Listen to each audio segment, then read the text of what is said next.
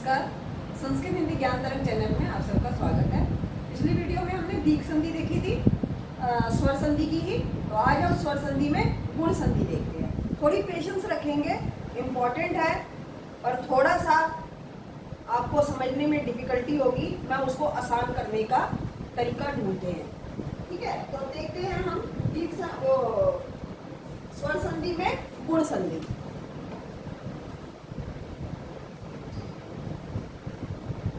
गुण संधि,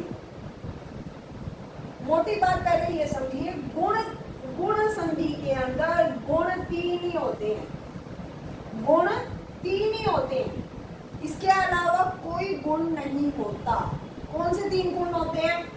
अ, ए, ओ। ये आप अच्छे से याद कर लीजिए कि गुण संधि में गुण हमारे तीन ही होते हैं। इंपॉर्टेंट है, आ, ए, ओ। याद कर लीजिए, गुण संधि में गुण कौन से होते हैं? तीन होते हैं। कौन से? या तो अ होगा, या ए होगा, या ओ होगा। मैंने ह्रस्व, इसको ह्रस्व नहीं कहते संस्कृत में, दीर्घ ए कहते हैं। पर ए और ऐ होते हैं ना, ऐ नहीं है, यहाँ पर ए है और औ नहीं है, दीर्घ औ नहीं है, ठीक है। तो वैसे भी ये इसको दीर्घ ही कहते हैं, पर हिंदी के अंदर हम इसको ह्रस्व कहते हैं, ठीक है। तो गुण क्या होते हैं? तीन यही होते हैं, या अ होगा, या ए होगा, या ओ होगा। इससे पहले मैंने उच्चारण स्थान की वीडियो कराई थी और मैंने बोला था कि उच्चारण स्थान समझना इसलिए जरूरी है क्योंकि हमें नेक्स्ट संधि देखना है। तो उच्चारण स्थान मैंने कराया था, तो उसमें आ का उच्चारण स्थान क्या था? कंठ, याद होगा आपको। ए का उच्चारण स्थान क्या था? कंठ, तालु। ओ का उच्चारण स्थान क्या था? कंठ, ओष्ठ।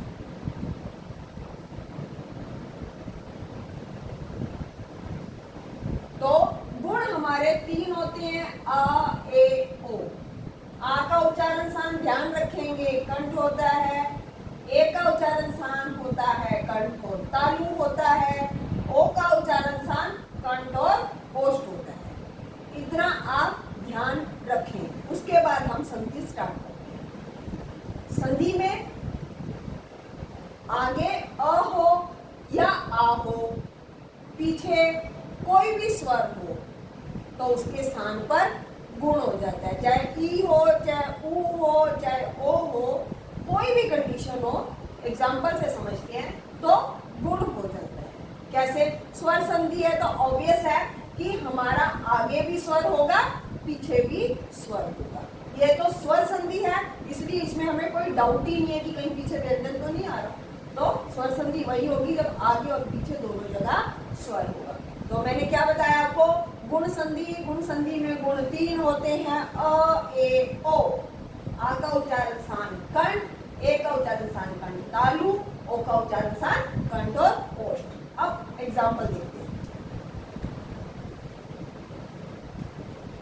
ध्यान रखेंगे कि इसका क्या स्थान है।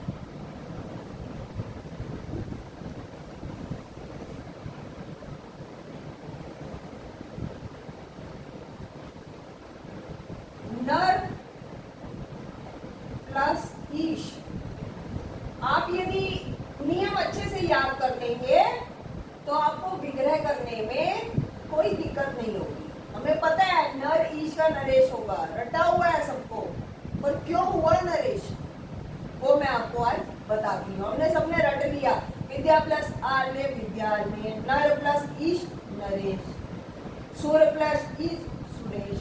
तो रटे हुए हम लोगों ने, पर क्यों हुआ अब आप देखिए, आपको इंटरेस्टिंग लगेगा। देखते हैं, तोड़ते हैं इसको। नर, तोड़ना किसको है? हमने पूरे ना र सबको नहीं तोड़ना, हमने संधि बस यहाँ और यहाँ करनी है, तो बस उन्हीं दो को हम देखेंगे, तोड़ेंगे। र में आ है, ई है, इधर श। ध्यान से देखेंगे, क्या मैंने बोला था कि अ या आ हो और उसके पीछे कोई भी स्वर हो तो गुण हो जाता है, ठीक है। इन दोनों के स्थान पे गुण हो जाता है, आ और ई के स्थान पे गुण हो जाएगा। तो समझ आया, यदि आगे आ हो या आ हो, उसके पीछे कोई भी स्वर हो, कोई भी, आगे अ हो या आ हो, पीछे स्वर कोई भी हो, ठीक है, कोई भी स्वर हो, अ हो, आ हो, ई हो, री हो, री हो, कोई भी स्वर हो, तो उन दोनों के स्थान पर, उन दोनों के स्थान पर, उन दोनों की वैल्यू खत्म, उन दोनों के स्थान पर गुण हो जाता है। अब गुण क्या होगा, या आ होगा, या ए होगा, या ओ होगा। अब कौन सा होगा ये बताते हैं। इतना समझ आया? अब देखते हैं आगे।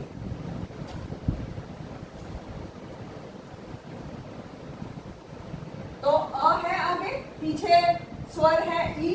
आ का उच्चारण स्थान क्या है? आ का उच्चारण स्थान कंठ है। ई का उच्चारण स्थान क्या है? ई का उच्चारण स्थान तालु है।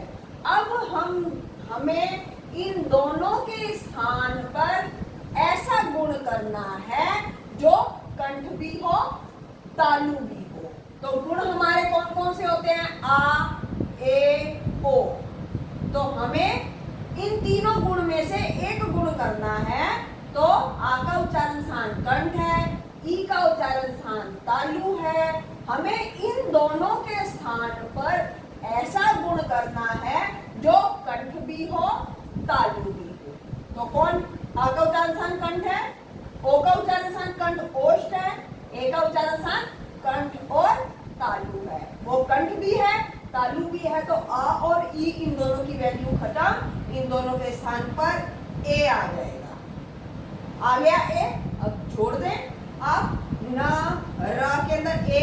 अब ये ए है तो एक मात्रा, तो नरेन, सॉरी, नरेश। न रा में ए की मात्रा लगाई और शा लगाया, नरेश। समझ आया? नेक्स्ट अब देखते हैं फिर से अगला उदाहरण। एक उदाहरण और देखते हैं कंठ तालु का।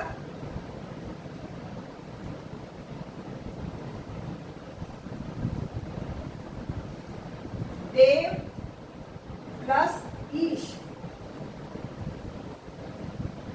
ठीक है। देव, वा में आ है, ये ई है, श। आ का उच्चारण स्थान कंठ है, ई का उच्चारण स्थान तालु है। हमें इन दोनों के स्थान पे ऐसा गुण करना है जो कंठ भी हो, तालु भी हो। तो क्या होगा? ए। तो क्या हो गया? ए, आधा वा, उसमें ए की मात्रा, देवे श। समझ आया? नेक्स्ट,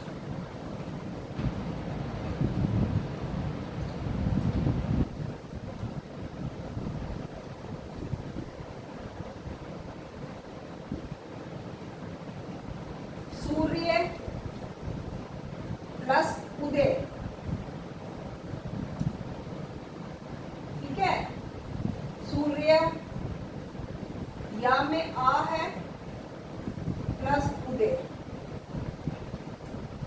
आ का उच्चारण स्थान कंठ है और कंठ है, ऊ का उच्चारण स्थान ओष्ठ है। हमें ऐसा गुण करना है जो कंठ भी हो, ओष्ठ भी हो। तो कौन सा होगा? ओ, जिसका उच्चारण स्थान क्या है? कंठ और ओष्ठ। तो क्या हो गया? इन दोनों की वैल्यू खत्म। ओ, तो जोड़ो, सूर्यो, ये ओ है तो एक मात्रा है, तो सूर्योदयः, सूर्योदयः। समझ आया? नेक्स्ट देखते हैं।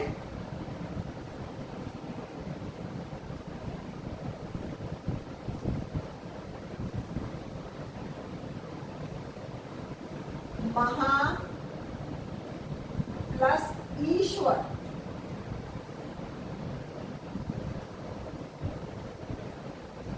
आ प्लस ई।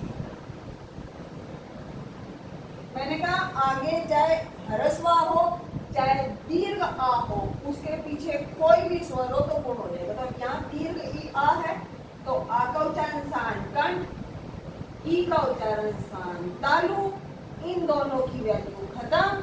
हमें ऐसा गुण करना है जो कंठ भी हो तालु भी हो। तो कौन है? ए। तो कंठ तालु ए हो गया इन दोनों के स्थान पे। तो जोड़े आप जोड़े तो इसको महेश्वरः, इंपॉर्टेंट। ठीक है, नेक्स्ट देखते हैं।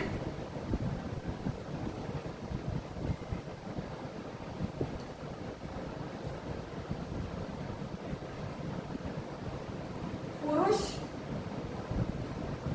प्लस उत्तम,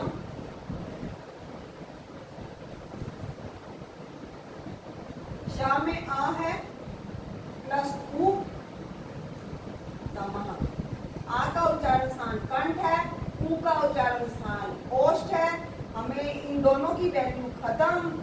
ऐसा गुण करना है जो कंठ भी हो ओष्ठ भी हो। तो क्या है? ओ, जो कंठ भी है ओष्ठ भी है। तो क्या हो गया? ओ हो गया, इन दोनों की वैल्यू खत्म, ओ हो गया। तो पुरुषोत्तम।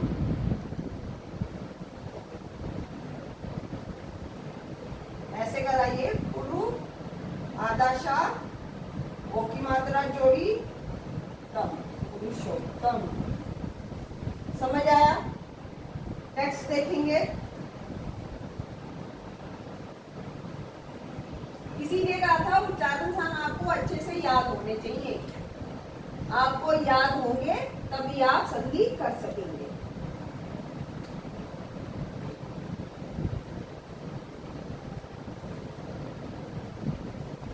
गंगा प्लस उदगम। अब गंग, ये आ निकाला इसमें से, आ प्लस उ दकम। आ का उच्चारण स्थान क्या है? कंठ, उ का उच्चारण स्थान क्या है? ओष्ठ। हमें ऐसा गुण करना है जो कंठ भी हो और ओष्ठ भी हो। तो कौन सा है? ओ। तो कर देंगे ओ, तो जोड़ दीजिए गंग, हलन हट जाएगा ये, ओ गंगो दकम।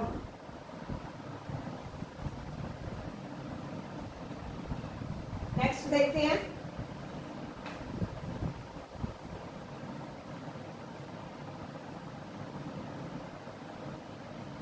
महा प्लस इंद्र,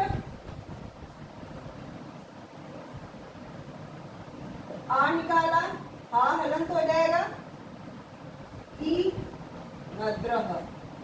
आ का उच्चारण स्थान क्या है? कंठ, ई का उच्चारण स्थान क्या है? तालु।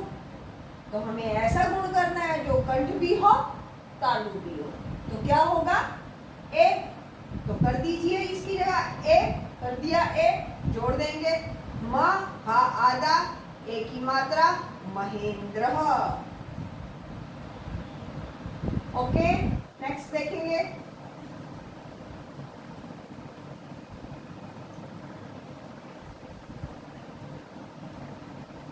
यथा प्लस उचित, उचितम। आ प्लस उचितम।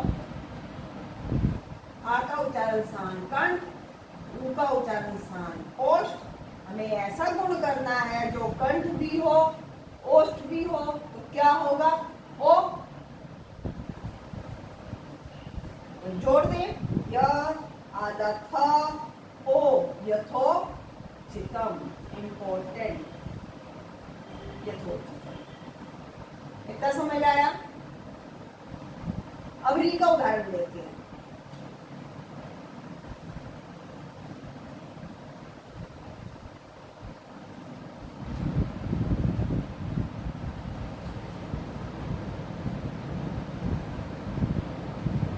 इंपॉर्टेंट, महा प्लस ऋषि,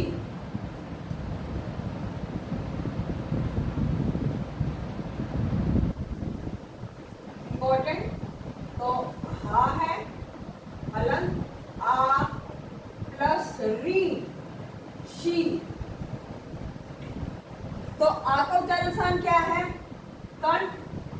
री का उच्चारण स्थान क्या है?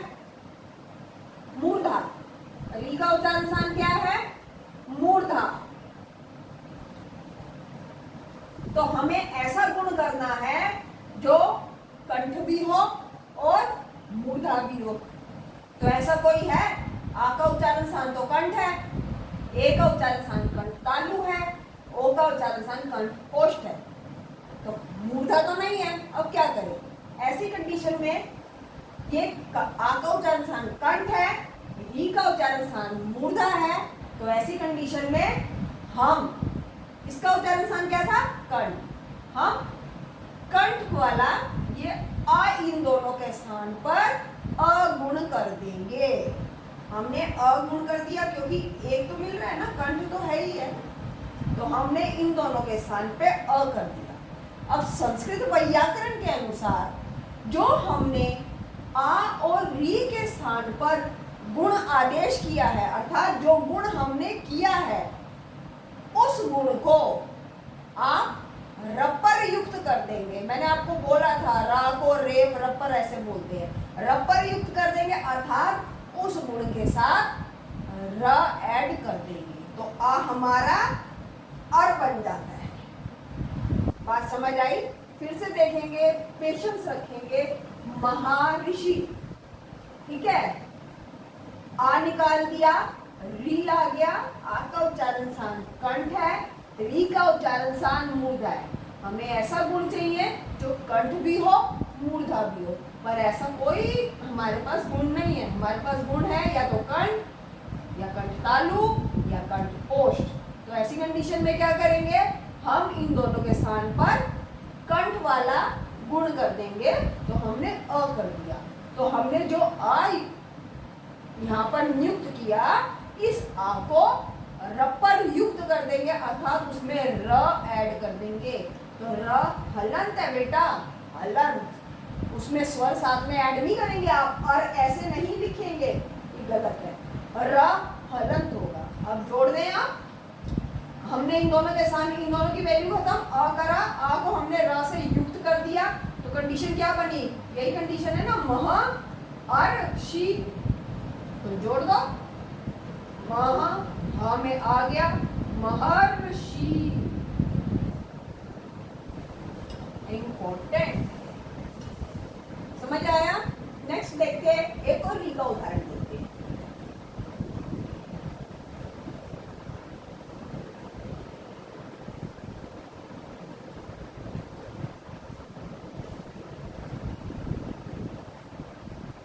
मैं आपको इम्पोर्टेंट ही करा रही हूँ। सप्त ऋषि,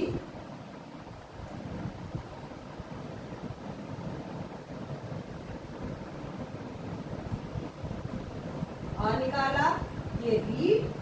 अब ऐसा गुण करेंगे, आ का उच्चारण स्थान कंठ है, री का उच्चारण स्थान मूर्धा। तो ऐसा हम करेंगे जो कंठ भी और मूर्धा भी हो, ऐसा गुण करेंगे, पर ऐसा कोई गुण नहीं है, तो हम कंठ कर देंगे। तो इन दोनों के स्थान पे हमारा अ हो गया। अब इस अ को र से युक्त कर दे, र के नीचे हलंत, हलंत ध्यान करेंगे, तो जोड़ दो, सप्त ता हलंत है, उसमें आ ऐड किया, इन दोनों की वैल्यू खत्म, आ आया, अर आया, तो ये कंडीशन है सप्तऋषि। तो जोड़ दो, ता में आ गया सप्तऋषि।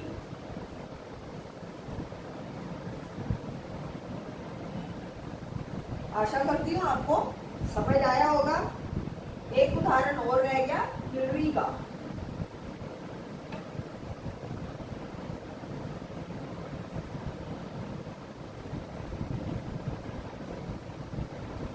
तो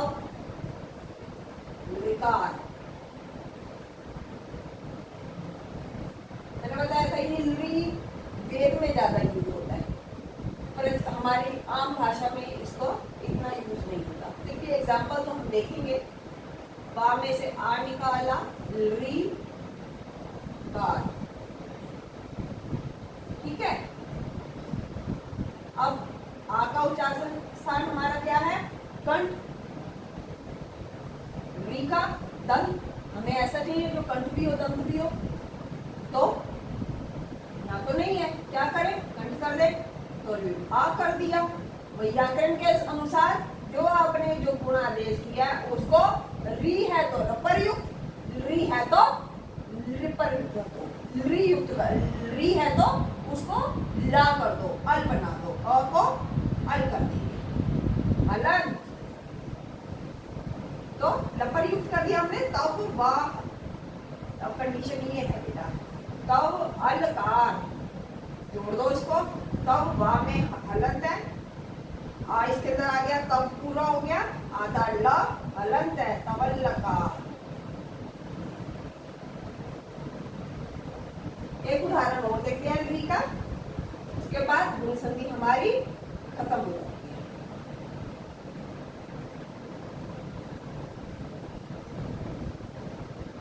मालह रिकहा,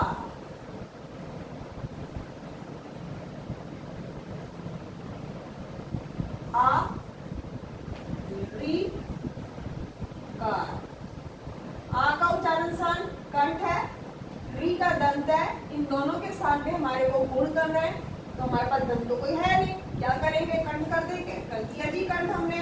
अब इस ला को ला से युक्त कर देंगे, तो इसको अल बना दिया। अब कंडीशन क्या होगी, मार आधा ल अलकार, इन दोनों की वैल्यू खत्म होगी, उसके स्थान पे आ आया, आ को हमने अल कर दिया, ला हलंत, तो जोड़ दीजिए, माँ आधा ला, आ इसमें आ गया, माल ल आधा मालह कार,